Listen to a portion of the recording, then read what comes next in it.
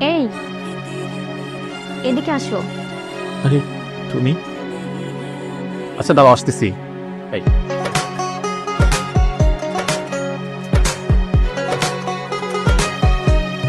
তুমি কেন আসছো? এই ধরো, এখানে খাবার আছে, খাবারটা তুমি খেয়ে নিও। প্রত্যেকদিন তুমি এভাবে খাবার নিয়ে আসো, মানুষজন কি বলে? আর কেউ যদি দেখে ফেলে তোমার বাসাতে তো ঝামেলা হয়ে যাবে। কে কি বললো, কে কি দেখলো, এটা দেখে আমাদের লাভ নাই। আর দুদিন পরে তো তুমি আমারই হবে, তাই না? না, তার ঠিক আছে, চলে যাও। লোকজন দেখলে কিছু মনে করবে। রাস্তায় দাঁড়িয়ে এত কথা বলা ঠিক হবে না। বিকালে দেখা করো। আচ্ছা ঠিক আছে, আমি বিকেলে দেখা করবো। আচ্ছা ঠিক আছে।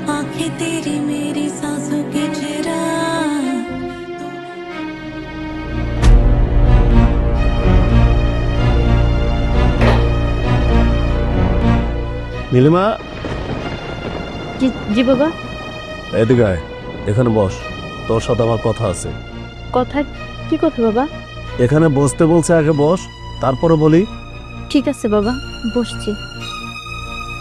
জি বাবা, বলো না। এখন তো তুই যথেষ্ট ম্যাচিওর, অনার্সটা শেষ করলি। আমি তোকে একটা প্রশ্ন করব, আশা করি এই প্রশ্নটার সঠিক উত্তর তুই দিবি। অবশ্যই বাবা, বলো না।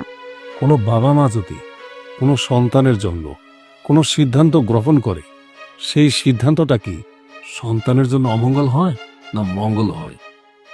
অবশ্যই বাবা মা সন্তানের মঙ্গলের জন্যই সিদ্ধান্ত নেয়, অমঙ্গলের জন্য কেন নিবে বাবা? তাহলে তুই বুঝতে পারছিস।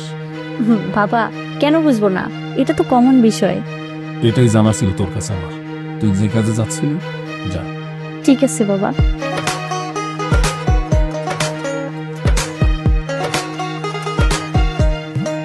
উহ, আল্লাহ তুমি বাঁচাইছো।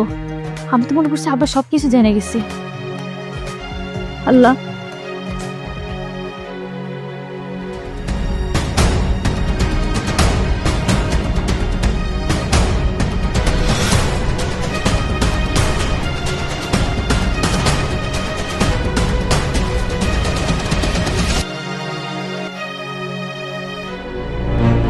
বাবা, এত ইমার্জেন্সি ডাকলা?